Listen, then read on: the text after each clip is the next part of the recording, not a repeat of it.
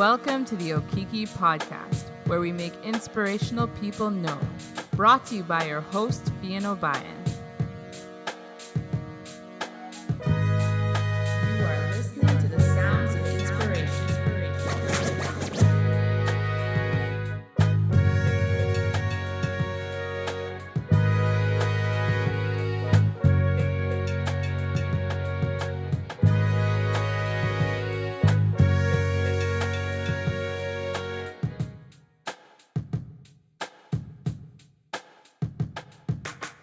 Hello, everyone, and welcome to the Okiki Podcast. Today, I have a very special guest. His name is Evan Ungar, and he is also a business partner with Jordan King in Tuk Capital. So Evan actually is going to talk about what they work on together and just all the types of projects they have going. And what's really exciting about having this guest today is that they both have done a lot of amazing feats in their own space. Evan happens to be a two-time Guinness World Record holder, actually, for highest standing jump. He also has certified personal training and one of those top sales consultants and doing sales training, actually, with over $3 million.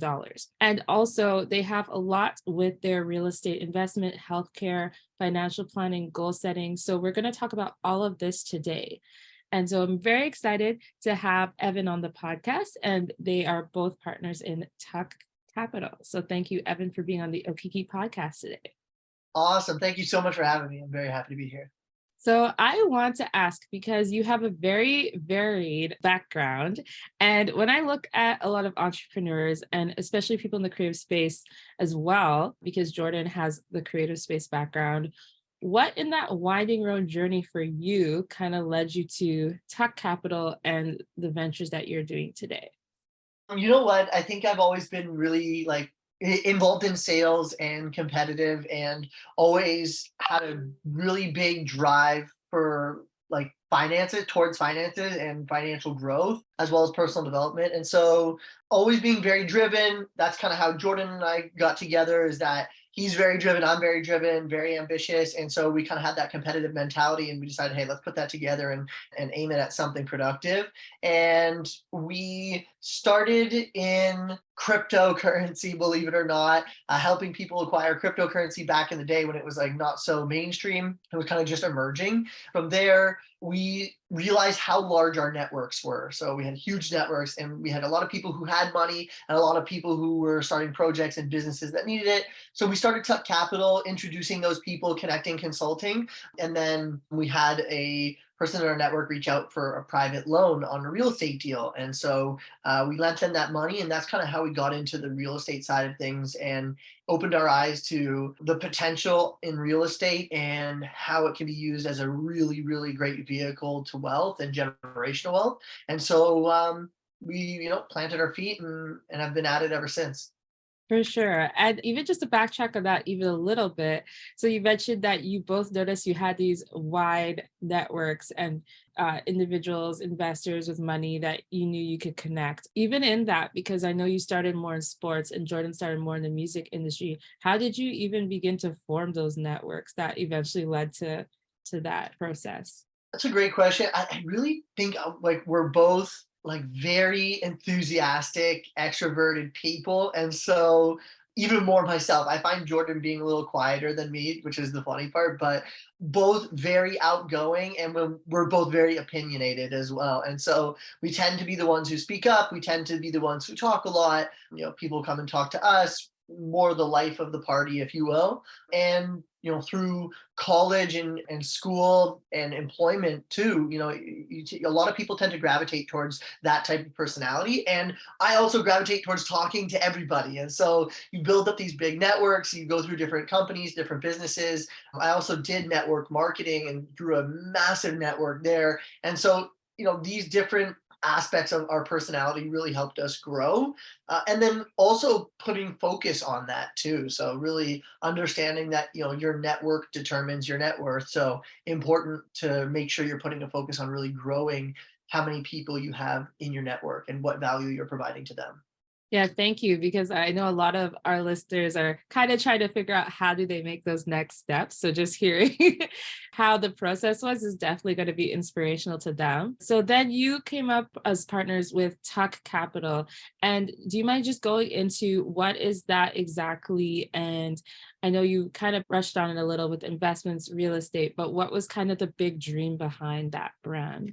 Tuck Capital's dream and our motto or our slogan is connecting the world through business. And so it's really about how do we provide the most amount of value to everybody in our network by connecting them with other people in our network.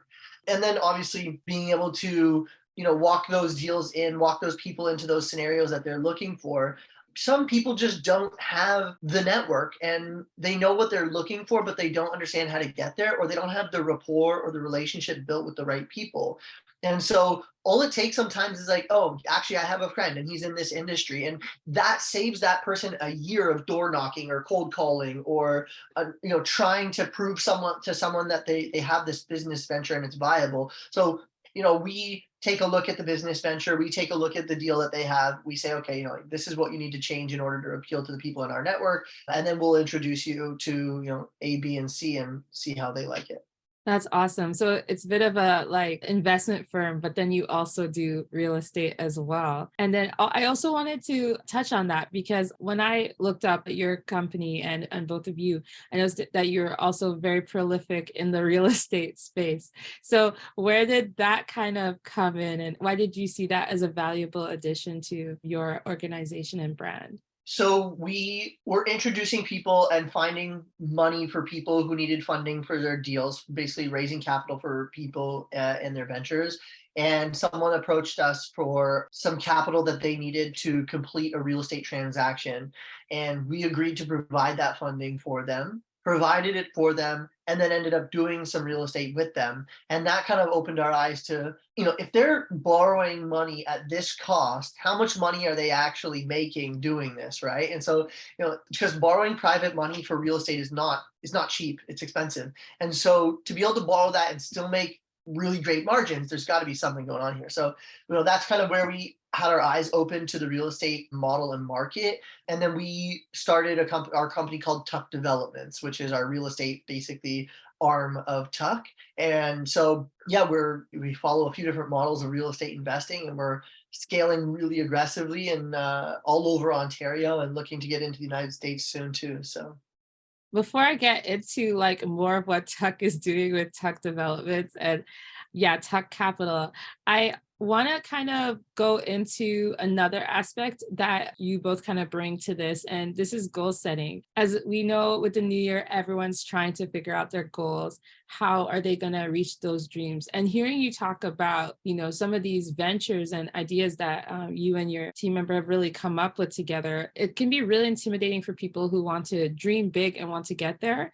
So what are those steps and foundational steps that you would, and I don't know if it's even steps is the right word, like what is the process that you would suggest to someone if they came to you today and said, hey, like, I see what you're doing. It's super inspirational. Where do I even begin to go in that direction? What a great question. I honestly, I get this question all the time. I think it's the most common question for people who are kind of soul searching for what they want to do and trying to figure out where they want to do it.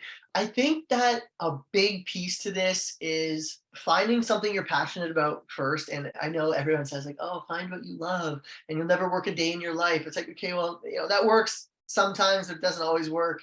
But find something you're passionate about and start to chunk down on that idea. But when it comes time to actually plan goals, like once you've decided I want to do this in real estate, or I want to do this in car sales, or I want to get into health and wellness or clothing design or whatever it may be, anything, the best way to goal plan is pick this big goal, set a date for it that you think is attainable but pretty scary to try and attain, and then everything you work backwards from there. So you set this big goal. Jordan and I do this every year in the beginning of the year. So we just finished our goal planning week, basically, where we've sat down all week planning out every goal we have, chunking them down to really, really small goals, actionable items, putting them into calendars, putting them into project management so that really our focus is just on execution now. So, you take a goal like, let's say, you're in sales of some sort and you're selling t-shirts. I don't know, something easy here. Let's say you're selling t-shirts and your goal is to make $100,000 this year. Let's say 120,000, so we can make easy numbers here. So $120,000, your goal is to make that in the year. There's 12 months in a year.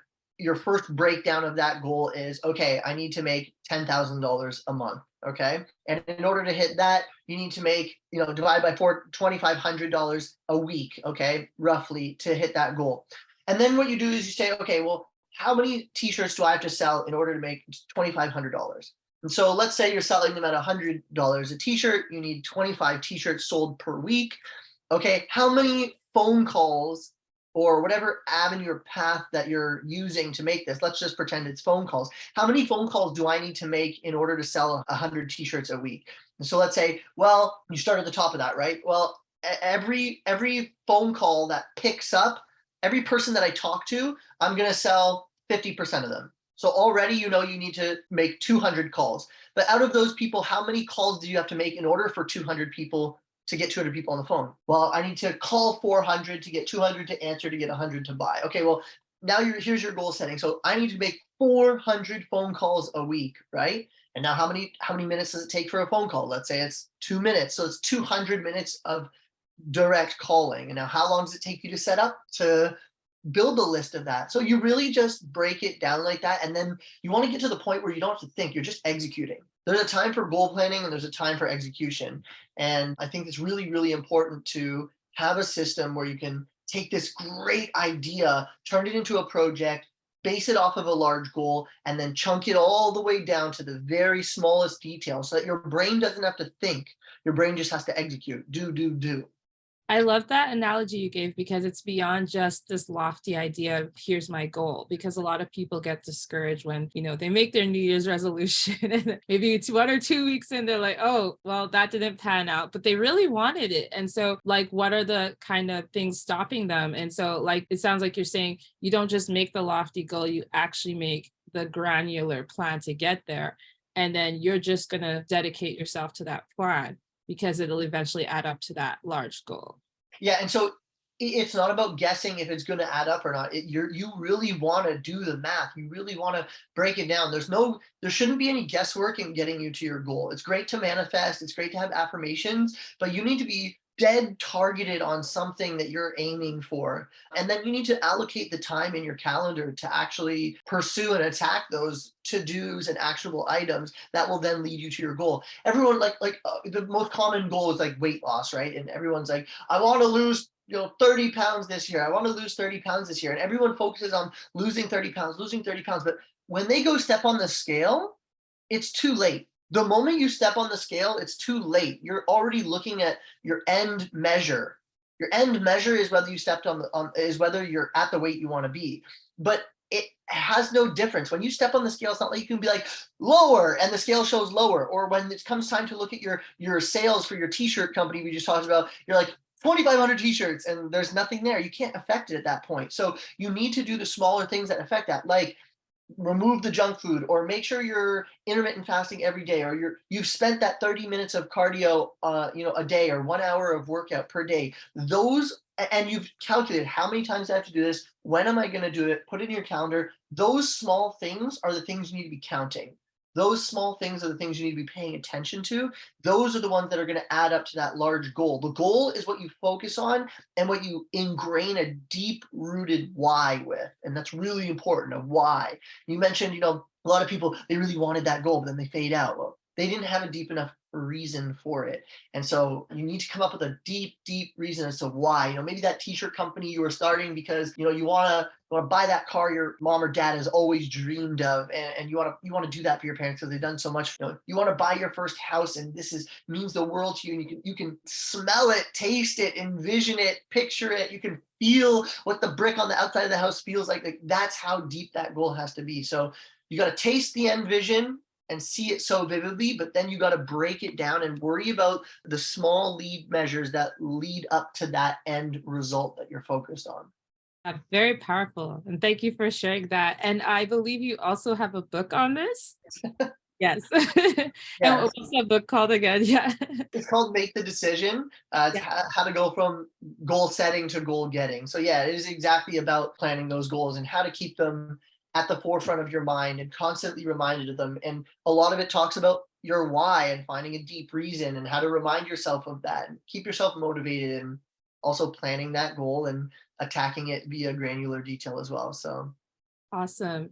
And I want to segue back into Tuk Capital and Tuk Developments. And in light of those goals and what kind of brought that vision together, I wanted to also go over what is kind of your vision together for this company. Where do you see it happening in the next, 1 or 3 or 5 years? And I know you kind of brought in the ideas of how you're going to scale a lot, especially in the real estate space. So I guess what was kind of the empowerment for your team into why we should do that now? And why is now the time when, a lot of times in the market we're hearing it's a tough time to do all that. So yeah, I think like the best saying that like everybody in real estate uses is the best time to buy real estate was 10 years ago, and the next best time to buy real estate is now.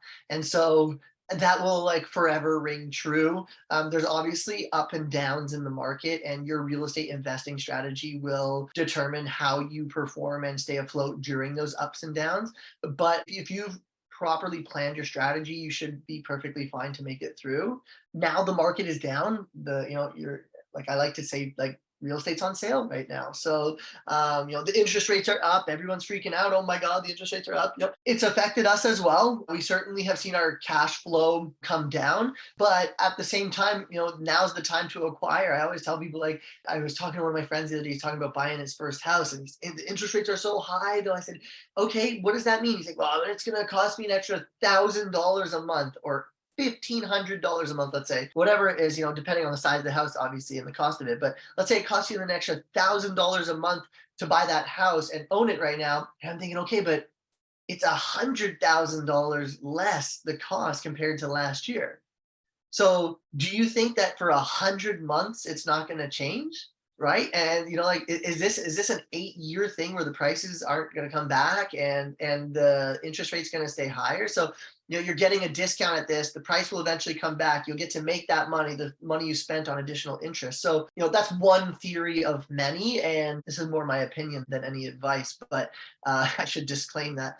But yeah, I think it's always a good time to invest. And one of the things I tell people all the time is, like, also make sure you're investing in yourself, because if you're given $1 million, you better become a millionaire very quickly. You know what I mean? There's a very big difference between having $1 million and having $1 million up here in your head and knowing what to do with it. So a lot of it will come down to personal development and planning as well. So invest in yourself while you're investing in your financial self. yes, and I also wanted to continue along that. You mentioned that you see actually a lot of opportunity for growth with tech development. So, and even going into the States. So, yeah, where do you see this? If you could give the audience even a smidge of an idea in like the next 5 years, where do you see this company going? I think in the next 5 years, we're going to have our brand and logo up on some really large buildings. And that will be a testament to what we've accomplished and how much we've acquired, being able to put our brand up on some large buildings. We have a goal to house a lot of people. That's where we focus our energy, is how many families can we provide an amazing, high quality home for? And we really pride ourselves on being able to provide this community for the families that we provide housing for and provide them with a top-notch product. We look at other landlords and some investors, and they're coming in, they're buying stuff, they're not really changing too much, and they're charging as much as they can. That isn't necessarily bringing up the community or providing this great reputation for them. And so we want to be the company that provides as premium product as we can put in for the people and families that we support and provide those rental spaces for. So we're really looking at the big picture of how many people and families can we create a beautiful home for. That's awesome. I also wanted to ask, because I believe there's an aspect to your company that deals with coaching. and training. And what is very interesting in how you describe yourselves is that you are a millennial run company. And I think that's really cool because there's not always the best, impressions given about millennials or our work ethic, but clearly this is a very different, work ethic that you're bringing and kind of disproving a lot of those stereotypes. So I guess I had a question on, as a millennial led company, what was your biggest obstacle in really showcasing your brand and really letting people know that you were serious about this business and dream that you're building? So I think you're looking for the biggest obstacle as a millennial. Interesting. So I think when we first started, I looked really young. I had a full head of hair. So that's what some business stress will do for you. But we did start when we were young. I mean, we were in our mid 20s when we started, and we had to overcome the hurdle of building rapid rapport and showcasing our credibility very quickly in a room where the age gap is large. And so we were dealing with people a generation or two above us in that space. It's a more veteran, mature age space. And so, we're sitting there and they're looking at us like, what are these kids going to do? And then, we have to bring that to the table very quickly. Whereas a lot of times you sit down, people who are alike in age, they're going to have that rapport. And they're saying, well, this person must know what they're doing. They've been in this industry for a long time. And so being in it for lesser time than the others, and them look at us like, wow, they're just millennials, they don't work hard, or whatever the stereotypes are.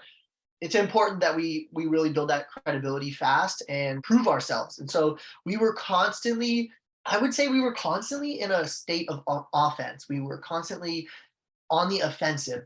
Make sure we're making a name, make sure we're proving ourselves, make sure we're really creating the brand that we are the hardest working in the industry. And that's been a huge obstacle on its own, but it's also been our biggest reward too. So, and we like the saying, your greatest test will be your greatest testimony. And so, having to jump over those hurdles have provided us with some pretty cool trophies. That's awesome. Thanks for giving background on that and how that actually fueled your company. And also to go back to the coaching aspect of your company, what role does that play in you coaching, other millennials or the next generation? And kind of what has even changed in this space? I know I'm starting to see a lot of like real estate millennials on TikTok, for example. Yeah, what is the future looking like for teaching and coaching the next generation in this space? Wow, what a great question. I think right now Jordan and I love just talking to younger people who are motivated. We love the motivation. It just reminds us of what we were doing and what we still are. We just love seeing people with fire. You know what I mean? That spark and that fire. And so we love giving back. We love helping the younger generations. We'll pour it all on for them, introduce them to some key contacts. We'll make sure that they're set up, that they've picked their proper goals and chunked them down and made sure that they have actionable steps that they can do to get them. I think that in the future, technology and the younger generations are going to make it more and more accessible to get the information you're looking for, which is really good. And I think that real estate investing is going to go. This is such a hard question because I feel like I have two completely separate beliefs. I feel as though in the short term, real estate investing is going to be something that becomes to grow in popularity because the knowledge is there and their systems are becoming readily available. But then I also feel that in 20 years from now, no one's going to own homes. I also feel like literally it will be large corporations that will own homes. The government will own a lot of homes, and then people will just rent, and you'll see people living potentially an even better quality of life because they'll get to spend so much more money. I think the consumer economy is going to continue to grow, and I think people are going to not dump the down payment into the homes, and they're just going to rent a more luxurious place. And I think that the government's probably going to help pay for those rental costs or provide some sort of like general monthly payments, but I would say it's not where my biggest knowledge lays, but these are the feelings I have. I think the prices are continuing to go up. I think it's going to become harder and harder to achieve. You'll have to invest further and further away from the city centers, which is historically what happens all over international cities. It'll be interesting to see what happens. I too am curious and excited. Yeah, that is really interesting perspective for sure. And as we're gearing towards the end, I have a couple more questions for you. But one of them is, what are you legally allowed to share, I guess, was kind of the scariest purchase and kind of a purchase that you and your team were like, wow, that was incredible. Like, we're so proud of that. We never knew that would be as big as it was. Like, what was kind of the most shocking purchase and investment story in your journey so far that you are allowed to share? I mean, I can share anything with you. I will give you like one really good one and one really bad one because it's important that people understand that there's both. Do you want the good or the bad first? Yeah, good question. Okay, let's start with the bad. I think like in the peak of the market, there's very little you could do to get a house with a conditional offer. So everybody was going firm offers. It was an absolute frenzy out there. So you really had to know what you're doing.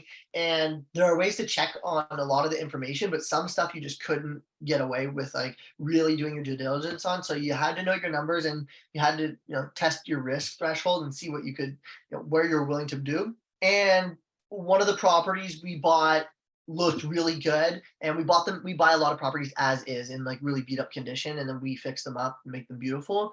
And we bought this house as is because everything, even nice houses, were selling as is in the heat of the market. And everything looked good at first glance. Even the electrical looked good. It was an updated panel. And then we started doing renovation, taking down some drywall, and we go, oh my god, it's knob and tube the entire house. And so the previous seller had spliced in the electrical panel. So they this is like a very no thing to do. Like you don't connect new wires to knob and tube. You change it. And so anyways, they made it look like it was newly wired and it wasn't. And that was like, $30,000 worth of electrical work that had to be done in this house. And so a bit of a nightmare there, but we made it work. We rewired the whole house and got it done. So we try and see the positive in every negative, but that was a punch in the stomach for sure on that one. And then a good one I would say would be one of the first properties we bought. It was for sale as a triplex, is what the seller thought it was. But after doing like a lot of due diligence on this property, came to realize that it's actually a fourplex. There's just one like wall or door that was missing. It's registered, everything's good, and it's recognized as the fourplex. And so we got a wicked deal. Ended up putting that wall back in, having 4 proper units there, and yeah, we renovated all the units and it appraised for an absolute killer price. And so we were able to refinance and tenant it and cash flow it beautifully. That's awesome. And thank you for sharing both sides because I think a lot of people will jump into real estate and yeah, they need to know both sides of the story, like what can happen, what can't happen. So I always like picking people's brain in that space, like what's the worst experience you've had and the best, and how do you navigate those experiences as well? It's important for people to know that no matter what industry and what you do, there's always going to be bad and negative things that happen. The most important thing is how do you handle that. There's months when you're losing, or you're spending hundreds of thousands of dollars, and you feel like you're spinning your wheels. And then there's months when you're earning hundreds of thousands of dollars and you're on top of the world. And so it's really important to know that you're going to see both sides of everything. And Jordan and I always talk about failing faster. We're not afraid of that failure. You actually want to fail faster and make your way through it so you learn these lessons, and get a mentor, but also don't be afraid of that failure. Run at it head on and break through it and make it to the other side. In light of that, the last question for today is, what do you value the most about the position that you and Jordan are in today with Tuk Capital? I think that the real estate side of things, I value being able to speak a language that is globally universal. I think real estate is, everywhere. The financing for it is similar across, most countries that we would spend time in. And the ability to have that conversation or build this type of model across the world is really, really exciting and fun and cool. And so I love that. And then in terms of just the position we're in, I'm just excited that I'm able to help people and be able to provide some of this knowledge and insight. And we've helped so many people make their first investment and make the first purchase of their primary residence. And the feeling of them coming back and being like, I can't believe I did it. Like, it's the most incredible feeling in the world. I remember, one of the first clients that we coached, they're like, oh yeah, I'm gonna buy a house in 3 years from now. That's my goal. And I was like, 3 years? I was like, how badly do you want this house? They're like 10 out of 10. I was like, all right, well, we can get you into a house in 6 months. They're like, no, no, no, no. I'm like, 5 months later, bought his first property. And the reaction was, 10 out of 10. And it's just so rewarding. So That's amazing. Thank you so much, Evan, for sharing so much knowledge with our audience today. Just giving you a chance to let the audience know where can they find you. This will, of course, be in the show notes, but where can they find you, Jordan, and the company you're running and the services you offer? yeah, thank you. So you can find me at Evan Ungar on Instagram. So EVANUNGAR, or you can go to tukcapital.com. It's TUKCAPITAL.com. You can also go to evanungar.com. And we're on the web. You can Google me, and I'm sure we'll pop up. But be happy, reach out, talk to us anytime. We're super open-minded. Love chatting with new people and providing value. So reach out and let me know how I can provide some value to you.